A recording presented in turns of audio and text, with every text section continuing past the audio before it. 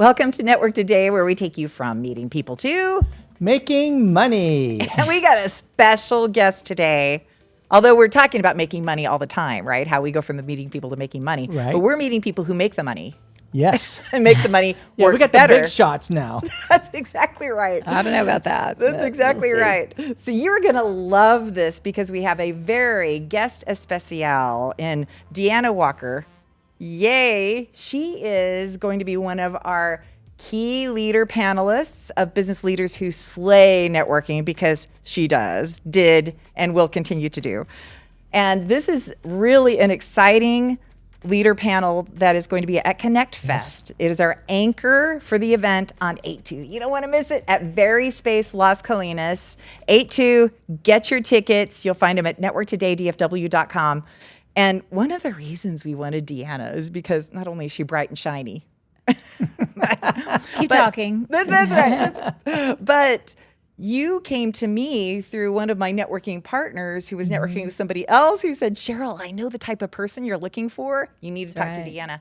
And you were the first to respond. You are Johnny on the spot. Well, I'm just happy to be here, first of all. So thank you for having me. And I'm looking forward to the August 2nd event. It's going to be, as you said, an amazing panel. So I'll second what Cheryl said. Get your tickets, get them now, and get it on your calendar. That's right. We sold out last year. I have no doubt that we're going to do it this year because of the lineup, which is just killer. We couldn't have imagined something better.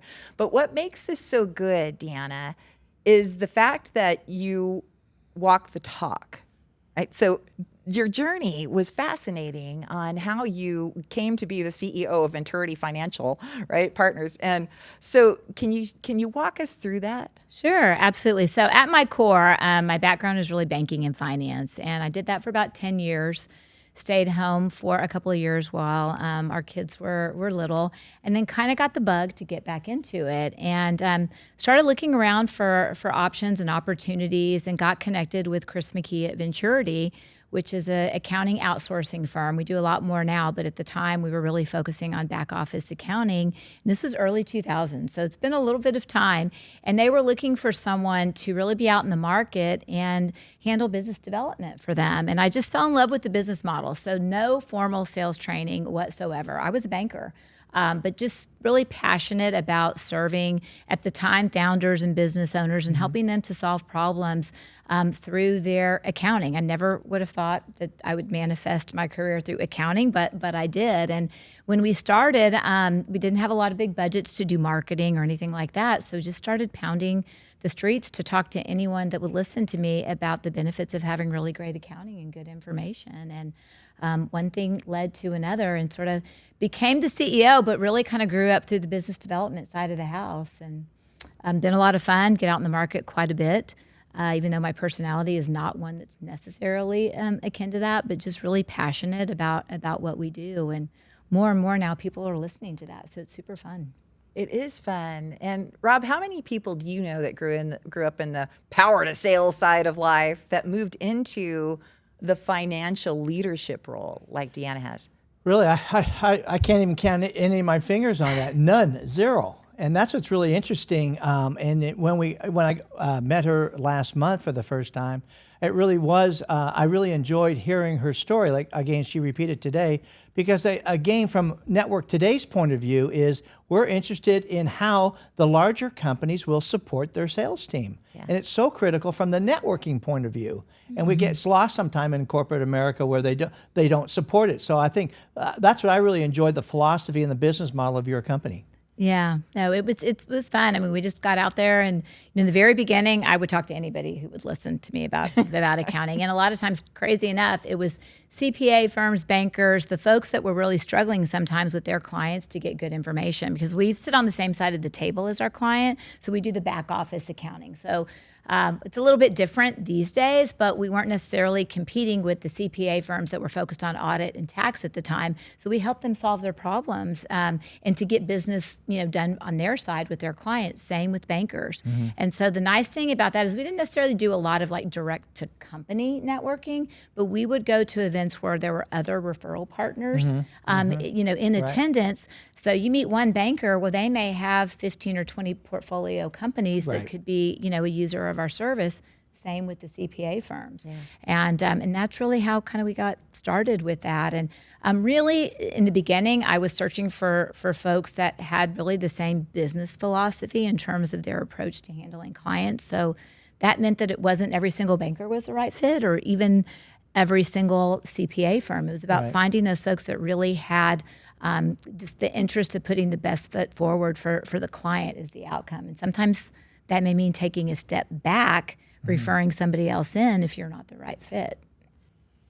So Deanna, you touched on a really great point earlier, and that was you market through referral partners in networking and not directly to a client. So if you have an employee, new business development, and maybe they're fighting to get to their number, right? I mean, we all have numbers.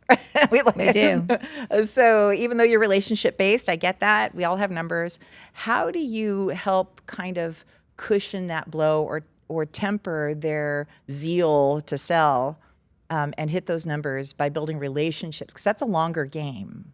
A little bit, absolutely. So, what happened between the time of me talking to anybody that will listen and a couple of business development folks later was in about 2015, we really invested in developing a very formalized sales process, which I have to admit I resisted at the time. I really wasn't inclined to be a sales manager. I'm a deal person at heart.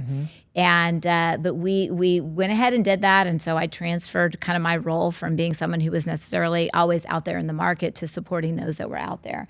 And to answer your question, we came up with a series of metrics that said we need to have so many calls a week that translate into so many intro calls and down the line until you get to close business. So we would meet once a week, and I was not a micromanager, and at first I thought that was going to be it, but it's really not. It's so empowering to put that information down on paper and then speak to it. And we call it putting pressure on the process. So if you get off track with something, you can go back to the calls and to the numbers and see where you get off track. So now we take it even a step further at times and say, okay, during this period of time, we want to meet with so many bankers, so many private equity firms, so many CPA firms, and we take it down even to that level and we track against it. And it's very purposeful in helping us set our schedules and reinforcing where we need to spend our time and focus. And so when I've got somebody on our team now that might be struggling, we take it down to that, to those brass tacks to really figure out where we got off track or maybe where, honestly, the opportunity could be. That's going to be a brilliant conversation, Rob. Between you and the other three leaders, I can't wait for this to kind of unfold. There are people out there who they just get in that panic mode and they want to sell directly. And so this is going to be so good, and you're going to learn so much more at Network Today at the ConnectFest conference. I'm just super excited about this. What I like about their business model too is how they really go after those bigger prospects, like the bankers, the venture capital companies, and so on, so that you want to get into their customer base. What a smart way, again, from a networking point of view. You get one referral, but you can have access to 20 or 50 clients. Right. So I really like that philosophy. Thanks. I appreciate that. I think the one thing I want to mention about that is when you're early stages of developing a relationship with a referral partner, it's super important to make sure you give as well before you get. So oftentimes we will put connections out there, or we will give a referral, just because, again, we're thinking about what's the best, the end game for the client that we all serve. And we don't keep track either. So it's not like you give me one, I give you one. We never keep track. And the folks that if we meet someone who's focused on that, that's generally not the right fit for us. It's more about, hey, we want to make sure that we do right by each other. Right. Yeah. And I know we could just keep talking about this for some time. We don't want to give it all away today. No, we certainly don't. Yeah. But just one tip for a business owner who might be saying, I don't like my people to network because I don't think they're going to make me any money. What tip would you give them? Invest, but hold accountable. Okay. Hey, I like that. Yeah, absolutely. Because it will, and be patient, because it does take a little time, as you mentioned earlier. You've got to touch people, what do they say, 7 times or something like that before they remember you. The number might be different now with all the different avenues that people have to get information. But yeah, I would say invest, hold accountable, and be patient. For sure. Yeah. That's right. And just be a real great person like Deanna. Just take that lead. And be authentic. Yeah, absolutely. Yeah. You just can't. I know people feel like authentic is overdone. I don't think you can overdo authentic. So No, and like I said, I mean, I think the last thing I would leave you with is just making sure that if you've got, in my opinion, the goal of doing right by the end user client, then the referral partners that you engage in, if you both align on that, you're going to have great results. Yeah. yes, you are. So if you want to have great results with your networking, you want to join us, ConnectFest 24, and that's going to be at VariSpace Las Colinas, Network Today Live, and you're going to see Deanna Walker from Venturity Financial Partners. This is going to be so fun. I can't wait. Thank you for joining us, Deanna. Thank you. All right. Looking forward to it. We will see you all soon. All right.